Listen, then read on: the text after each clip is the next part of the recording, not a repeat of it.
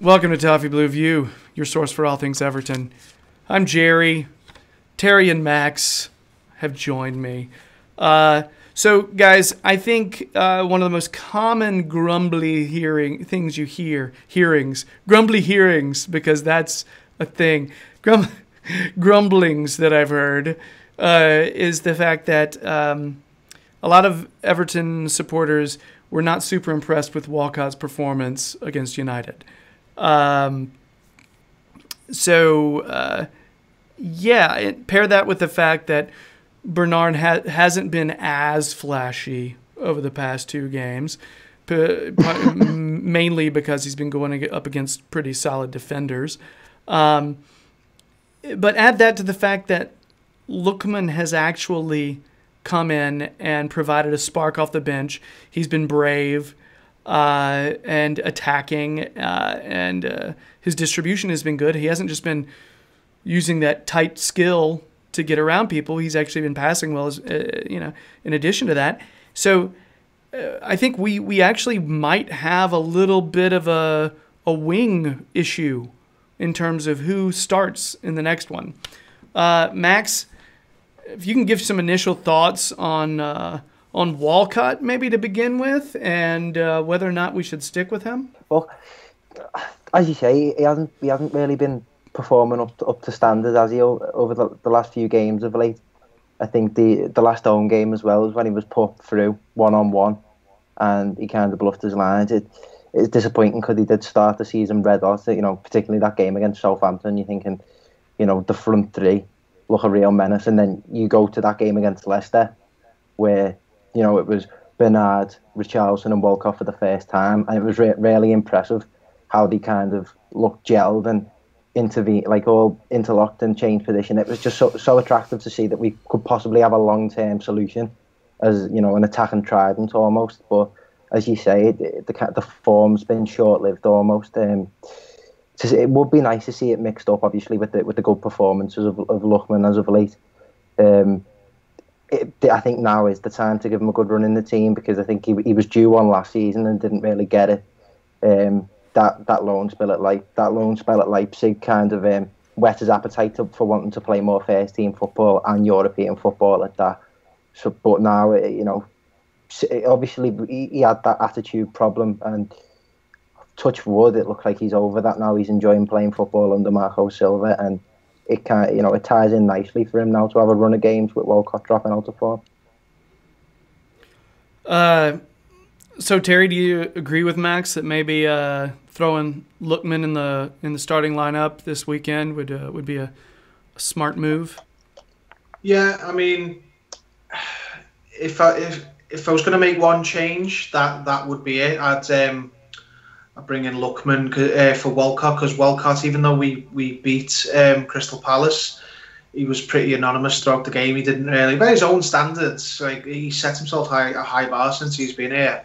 And Lookman, as Max said, then he's knocking at the door. He seems to be over his attitude problem. He seems to, you can see his body language is better now. He's he seems to be talking to the manager on the touchline rather than just in his own little world when he's coming on. I'd be hesitant to change it next week, just because we had a run of 3 games where we won and then were really hard done by in an away game at Old Trafford. I wouldn't be upset if he made changes, but if you're asking me, what would you do it? I'd leave it for another week and see how they get on, because I think it'd be incredibly harsh to start chopping and changing now. But as I say, if there was one change to be made, that'd be it. Bernard has not been good for the last 2 games, as you say, Gerry, because he's been playing against some strong fullbacks. He's got Ashley Young, one of the most experienced in the league, and Wan-Bissaka, who's just a physical beast, and is probably going to be a top fullback in the league for a while. But he's different than Walcott. He is counterproductive if you take Bernard out, because he's still establishing himself and learning the league, and he's been playing well as well in previous games. Walcott could stand to come out and not, have it adversely affect him until he gets back in. I just personally wouldn't do it just yet. I'd give it another game or 2, see how he gets on. It's a long season. Lookman will come in, and if Walcott performs again against Brighton the way he has been the last 2 games, then you'd turn around and say, listen, Ademola Lookman he's earned his chance. Now he's got to go in, and if he doesn't perform, you'll lose it back to you, which should be the case for every position. Hopefully it is.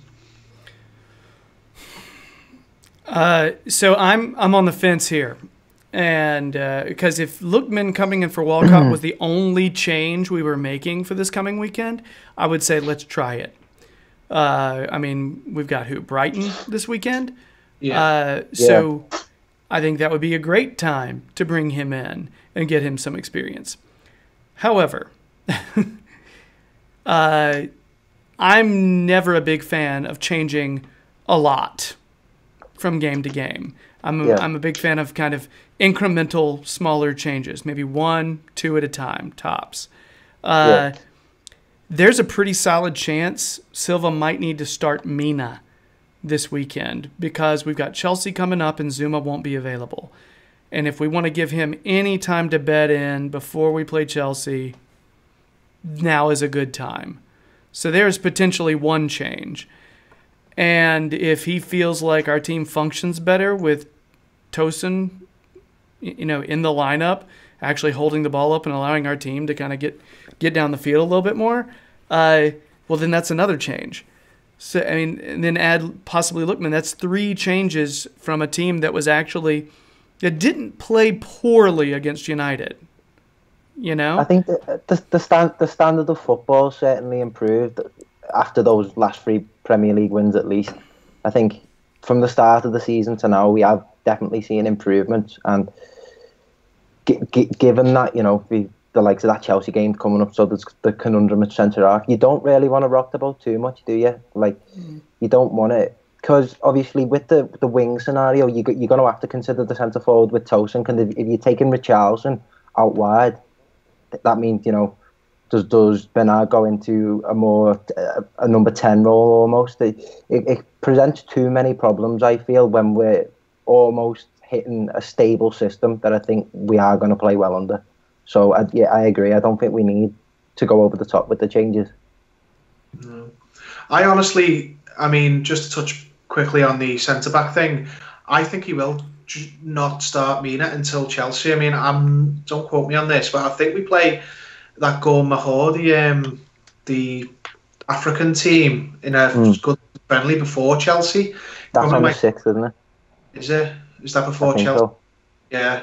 I reckon Mina will play then, just to get a little bit of a run around. I know that's not very good opposition, but I genuinely think he might just start Mina because when he plays Chelsea, because that'll be how he sees it going. I'm going to play Zuma and Keane, and then one of them may lose his position because if Mina comes in and has a stormer against Chelsea, then you can turn around to Zuma and say, sorry, you lost your position for a game, and then he came in and took the shit because he played so well. I don't think he'll drop a player who's playing well because he'll take it game by game. He won't be thinking of Chelsea when he's preparing for Brighton. It's potentially jeopardising the Brighton result. I think that front 3, I think there'll be one change. Whether that is, because I think, as Max said then, the system they've arrived on is working. I think it'll just be a personnel change. He'll either bring in one of Lookman or Calvert-Lewin for Walcott, like for like, or he'll move Richarlison out to the right and put Tosin up front. I think one of the 3 substitutes from the last 2 weeks will start, but which one it is, we don't know. But that'll be the only change. I think one in the front 3, and Mina will probably come in Chelsea. Maybe not, but I'd be surprised if he came in earlier, bar an injury. I think all that makes sense. I totally agree. As far as one, either center forward or wing will be the sub. I definitely could see, but I think it'll only be one of them. The Mina question, it's hard to say. I think what you're saying makes total sense. I think it just depends on what Silva's philosophy is. Because you can make your argument for taking it game by game and making sure we value every point and not look past. That's super valid, man.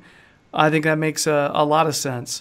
I guess my thinking was only thinking, I hate to throw Mina in with no Premier League experience against one of the best teams.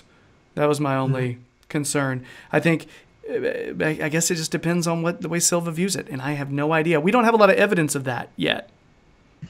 You know, You could possibly say that cup game where he made 7 changes, but I couldn't imagine him to be that drastic for a Premier League match. I do genuinely think that was the fact that being a League Cup fixture.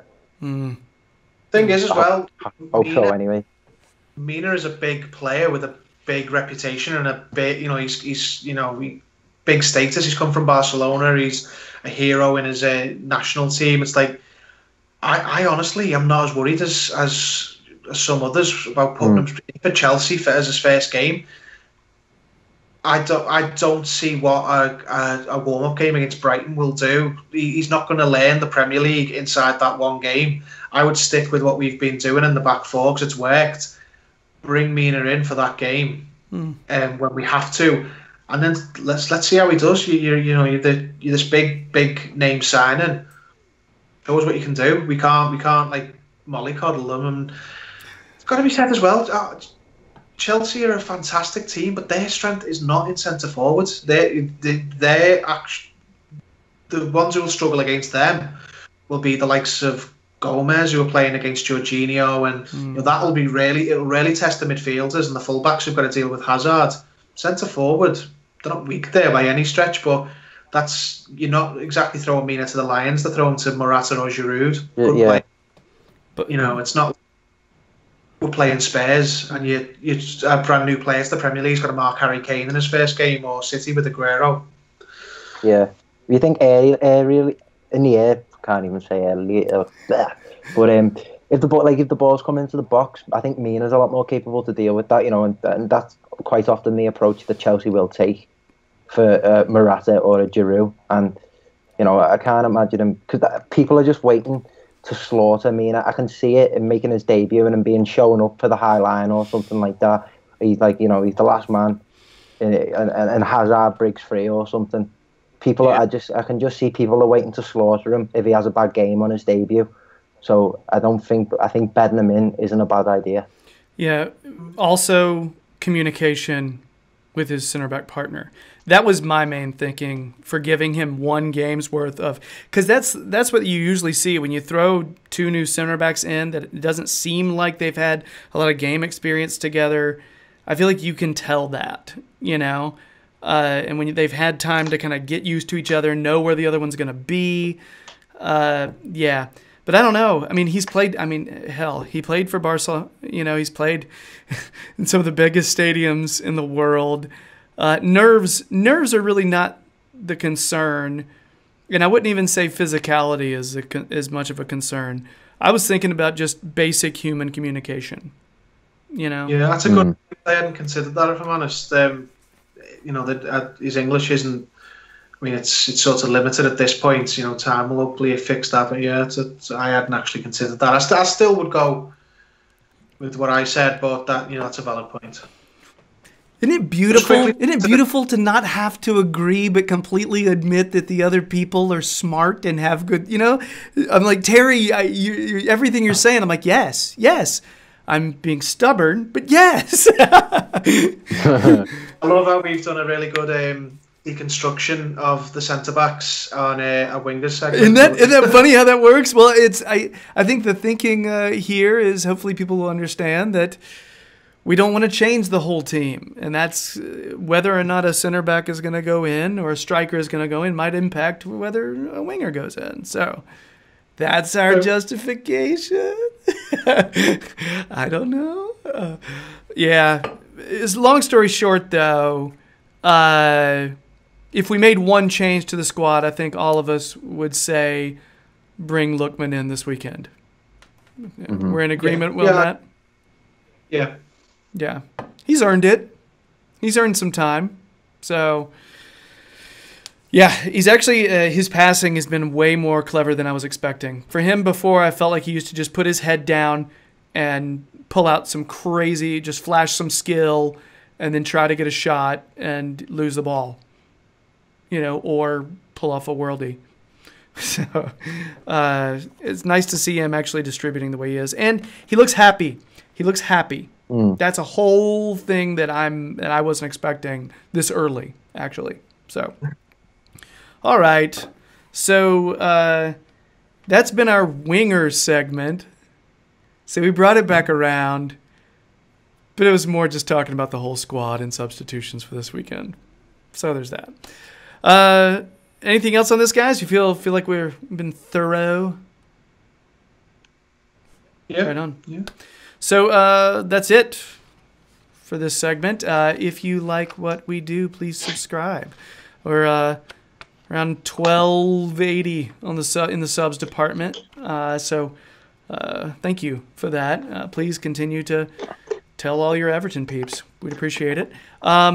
If you want more Max, check out his Twitter timeline because he'll post links to all the, many different podcasts and videos on which you can find him. But also on the Toffee Blues website where he writes analysis often. Also, Terry has analysis on the Liverpool Echo fan jury. So he drops the written word of Everton on there often. So check that out as well. That's it for a video segment. This is an abbreviated session. Switch over to the podcast if you'd like to check out, if you know your history, the Everton-based quiz that's going to pit these two together. You can watch them clash. Cage match. Let's do it. Gentlemen, I'll see you at the next segment. So, bye.